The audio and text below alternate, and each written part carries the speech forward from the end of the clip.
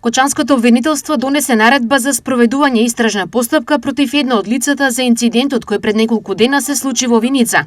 Според обвинителството, настанот се случил на следниот начин.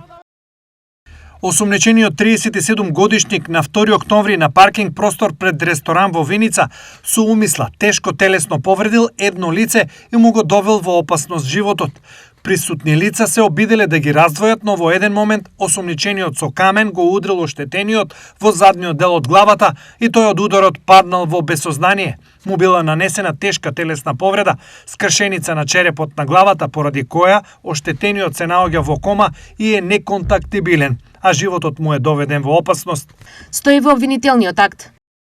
Од друга страна, бранителот на обвинетиот, адвокатот Роберт Марков, тврди дека имајќи предвид кривичната пријава и описот на наредбата за спроведување на истрага, повеќе од очигледно е дека вистината се закрива, бидејќи дадениот опис на настанот воопшто не одговара на реалната фактичка состојба која се случила на лице место и во позадина на случајот повеќе од очигледно е дека постојат други мотиви.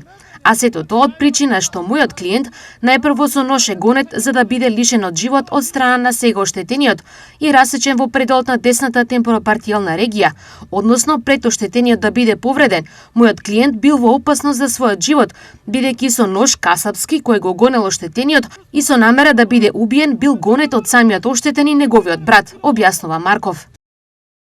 Мојот клиент бил во тешка животно загрозувачка состојба, бидејќи со нож бил гонет од оштетениот, кој откако го стигнал со нож се обидел да го убие, при што му е нанесена брутална и по живот опасна повреда на главата.